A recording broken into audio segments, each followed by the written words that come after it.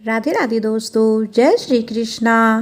आज मैं आपको कार्तिक माह महात्म्य का 5वां अध्याय सुनाऊंगी। आप सभी मेरे साथ बोलिए, विष्णु भगवान की जय, माता लक्ष्मी की जय, तुलसी माता की जय। प्रभु मुझे सहारा है तेरा, जग के पालनहार। कार्तिक मास महात्म्य की कथा करूँ विस्तार। राजा पृथु बोले, हे नारद जी, आपने कार्तिक मास में स्नान का फल कहा, अब अन्य मासों में विधि पूर्वक स्नान करने की विधि, नियम और उद्यापन की विधि भी बताइए। देव ऋषि नारद ने कहा, हे राजन, आप भगवान विष्णु के अंश से उत्पन्न हुए हैं, अतः यह बात आपको ज्ञात ही है। फिर भी आपको यथाचित विधान बताता हूँ।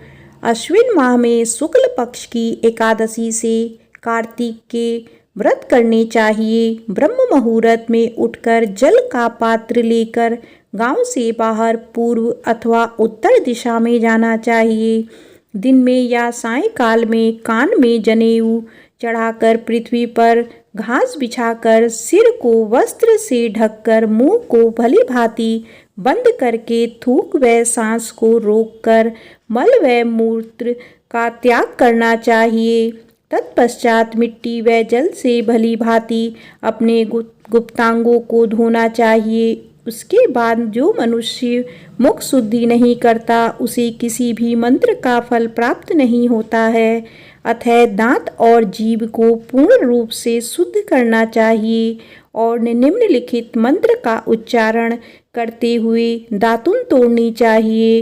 हे वनस्पति, आप मुझे आयु, कीर्ति, तेज, प्रज्ञा, पशु संपत्ति, महाज्ञान, बुद्धि और विद्या प्रदान करो।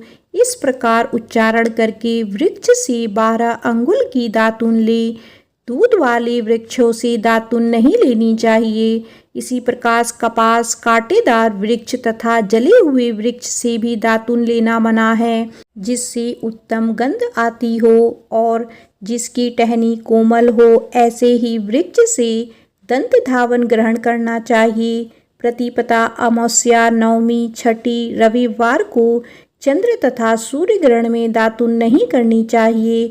तत्पश्चात भली भांति स्नान करके फूल माला, चंदन और पान आदि पूजा की सामग्री लेकर प्रसन्न चित्त व भक्ति पूर्वक शिवालय में जाकर सभी देवी देवताओं को अर्धन, आचमनीय आदि वस्तुओं से पृथक पृथक पूजा करके प्रार्थना एवं प्रणाम करना चाहिए। फिर भक्तों के स्वर में स्वर मिलाकर श्री हरि का कीर्तन करना चाहिए। मंदिर में जो गायक भगवान श्री हरि का कीर्तन करने आए हों, उनका माला, चंदन, तांबूल आदि से पूजन करना चाहिए, क्योंकि देवालयों में भगवान विष्णु को अपनी तपस्या, योग और दान द्वारा प्रसन्न करते हैं। परंतु कलयुग में भगवत गुणगान को ही भगवान श्री हरि को प्रसन्न करने का एकमात्र साधन माना गया है। नारद जी राजा पृथु से बोले, हे राजन, एक बार मैंने भगवान से पूछा कि हे प्रभु, आप सबसे अधिक कहाँ निवास करते हैं। इसका उत्तर देते हुए भगवान ने कहा, हे नारद, मैं वैकुंठ या योगियों के हृदय में ही निवास नहीं करता, अपितु जहाँ मेरे भक्त मेरा कीर्तन करते हैं, मैं वहाँ अवश्य निवास करता हूँ। जो मनुष्य चंदन माला आदि से मेरे भक्तों का पूजन करते हैं, उनसे मेरी ऐसी प्रीति होती है जैसे कि मेरे पूजन से भी नहीं हो सकती। नारद जी ने फिर कहा, शिरीष, धतूरा, गिरजा, चमेली, केसर, कंदार और कटहल के फूलों व चावलों से भगवान विष्णु का पूजन नहीं करनी चाहिए। कटहल, कंद, गरीश, जूही, मालती और केवड़ा के पुष्पों से भगवान शंकर की पूजा नहीं करनी चाहिए। जिन देवताओं की पूजा में जो फूल निर्दिष्ट हैं, उन्हीं से उनका पूजन करना चाहिए। पूजन समाप्ति के बाद भगवान से क्षमा प्रार्थना करनी चाहिए, यथा, हे सुरेश, हे देव, ना मैं मंत्र जानता हूँ, ना क्रिया, मैं भक्ति से भी हीन हूँ। मैंने जो कुछ भी आपकी पूजा की है उसे पूरा करे। ऐसी प्रार्थना करने के पश्चात साष्टांग प्रणाम कर के भगवत कीर्तन करना चाहिए, श्री हरि की कथा सुननी चाहिए, प्रसाद ग्रहण करना चाहिए। जो मनुष्य उपरोक्त विधि के अनुसार कार्तिक व्रत का अनुष्ठान करते हैं वह जगत के सभी सुखों को भोगते हुए अंत में मुक्ति को प्राप्त करते हैं। बोलो विष्णु भगवान की जय, माता लक्ष्मी की जय। आइए सुनते हैं कार्तिक माह में सुनी जाने वाली कहानी। किसी गांव में एक बुढ़िया रहती थी। उसकी एक पुत्र बधू भी थी। कार्तिक का महीना आता तो बुढ़िया 12 कोस नहाने जाती, लेकिन उसकी बहू वहीं पतीले में पानी डालकर कहती कि मन चंगा तो कटौती में गंगा, और गंगा जी उसके लिए वहीं आ जाती।